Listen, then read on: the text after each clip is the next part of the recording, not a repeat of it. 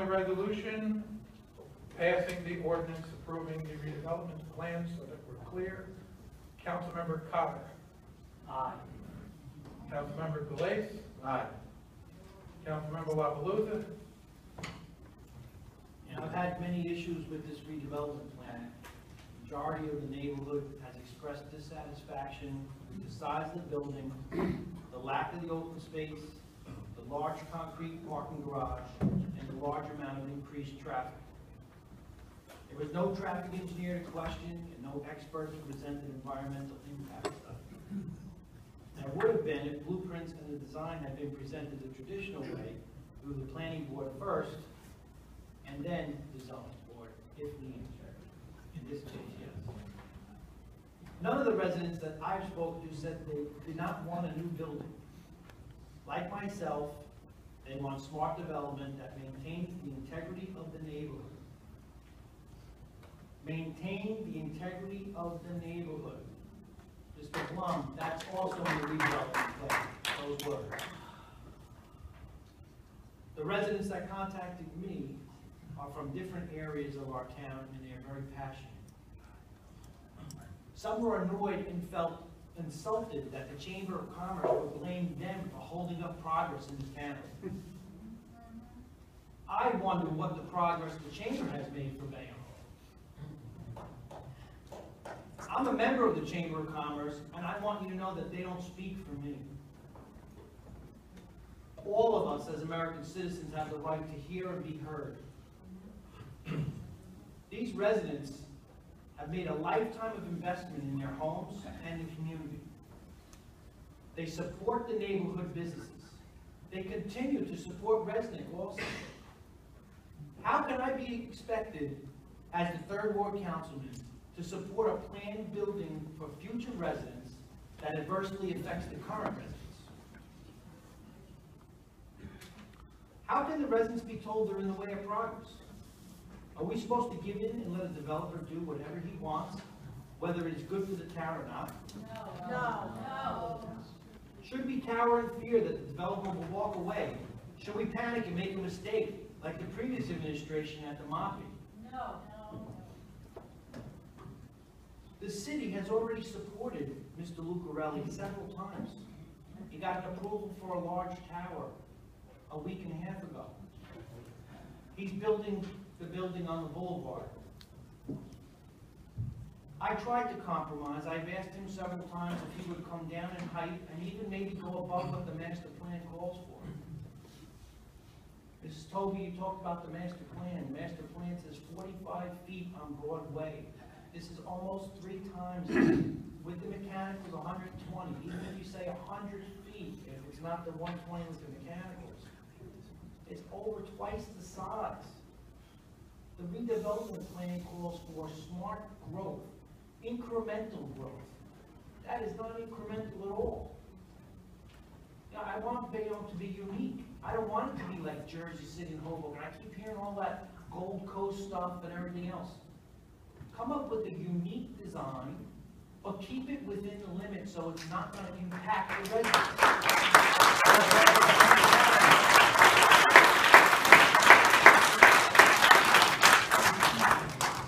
I don't feel that 10-story buildings are right for Broadway. There's different spots in the town where they would fit, even larger buildings would fit. But I think that this impacts the residents way too much, especially those that I am their councilman for. They put me in that position. You are my constituents, you're my neighbors, you're my friends I've known for probably 40+ years. I did try to get the developer to compromise, but he said he couldn't do it. So I think this project has many more negatives than positives, and I'll vote no.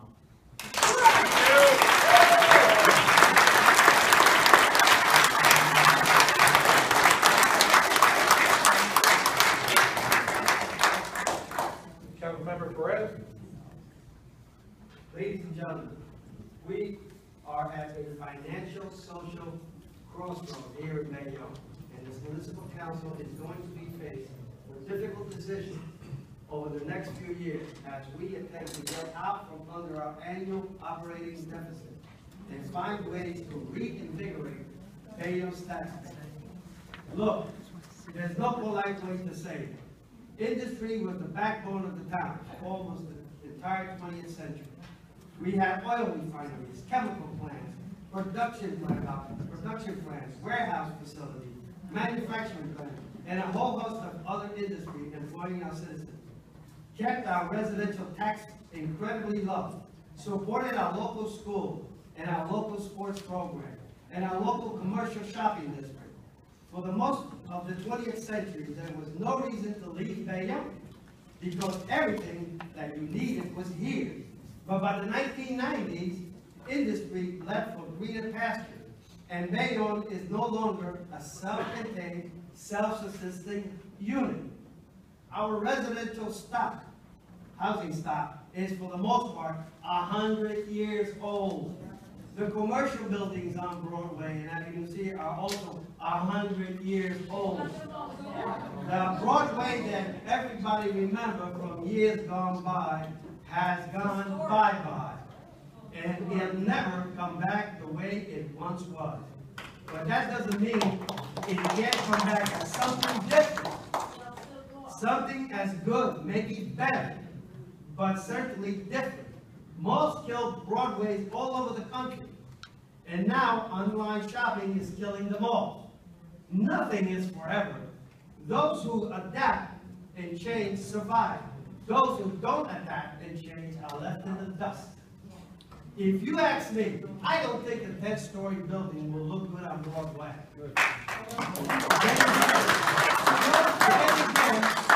You know what else doesn't look good to me? Empty stores on Broadway. Dilapidated, old, tired, run-down stores on Broadway. That's what I see a lot of now. And those buildings are going to get older, more tired, and more run-down as each day passes. Sure, every once in a while I see a property owner spending good sums of money to rehab a property on Broadway. But that's the exception, not the rule, and that's not good. So now, we have a developer who is willing to risk millions of dollars to build something that is unlike anything that has ever been built on Broadway before. Something that at 10 stories seems so out of place in Bayonne, especially on Broadway. And people, me included, are worried that it will change the character of Broadway, worried that it will change the neighborhood around it, worried that it will attract rich people from Manhattan, Jersey City, Hoboken, Brooklyn, and other places. You wish. Worried that these rich people who won't become part of the Bayonne fiber, but who will instead just take from Bayonne and never give back. And then I walked up and down Broadway and looked at those empty stores, those dilapidated stores. The people who were walking along me, and I had to ask myself, is it really so bad that this building might change the character of Broadway? Yeah. Is it really so bad that it will change the neighborhood around me?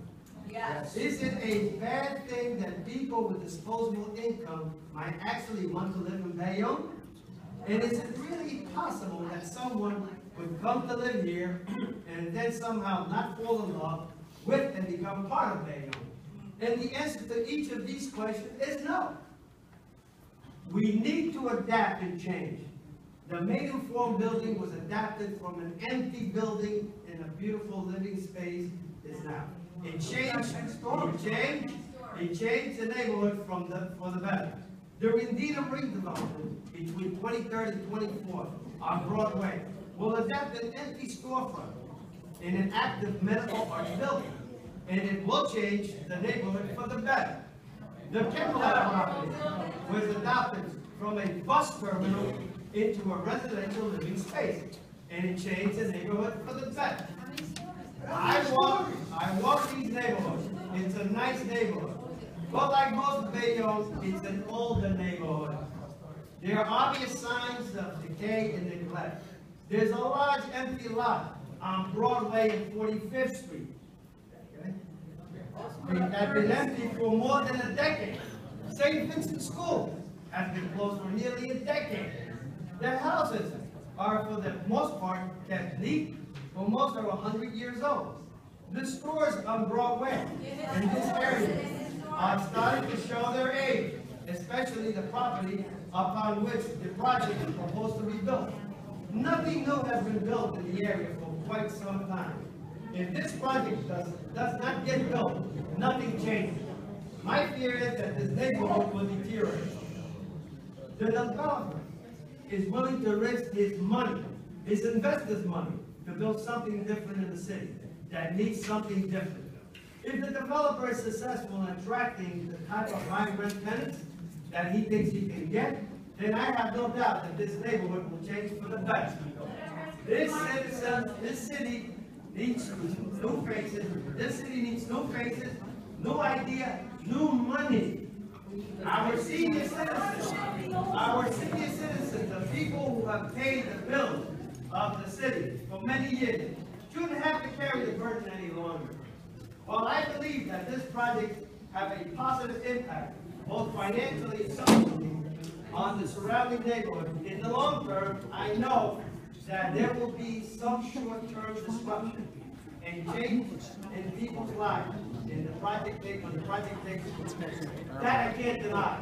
But something else I can't deny is that if we don't approve this project and nothing gets built there, the neighborhood will continue to deteriorate, and any change to this neighborhood will be for the worse, both in the short term and the long term. I have listened to what the people of Bayonne have to say about this proposed project. To be honest, my head and my heart conflict with this decision that I have to keep, that kept me up night on many occasions.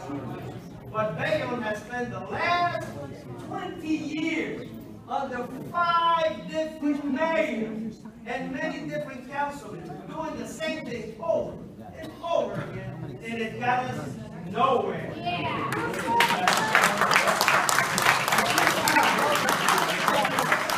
At this time, I believe it is in the best interest of all concerned that we do something different, and that the project should move forward.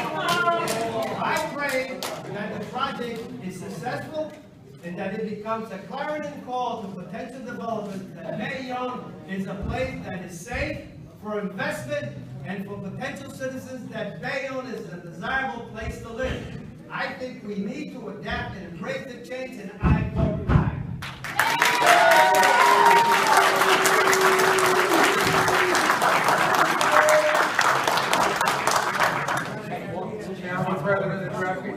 I'd just like to say that we've heard a lot of opinions tonight, almost split 50-50. Yes, if you already count, so I don't think. All right, there were 2 until 18 against, 18 for and 20 against, but because I did listen and make notes on it. And I just like to say a lot of the comments I've heard is we want to think outside the box, we want new development, and as you heard at time and time again, new development only comes when there are people to support it. And regardless whether you like it or not, median income is what drives business to areas.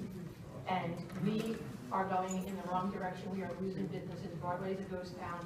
I'm hearing concerns that just because this development gets approved, any 10-story building could be approved. That's not true. The planning board, along with the city council, had just last week planned a 22-story building in an R2 residential area down in the first ward. I agree with that. You know, I'm not one of those people. I believe it's good for the whole entire town, and that's why it needs to happen in the first ward, in the second ward, and the third ward, and I vote aye.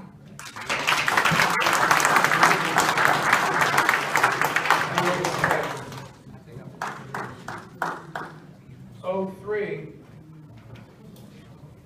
I'm sorry, 02.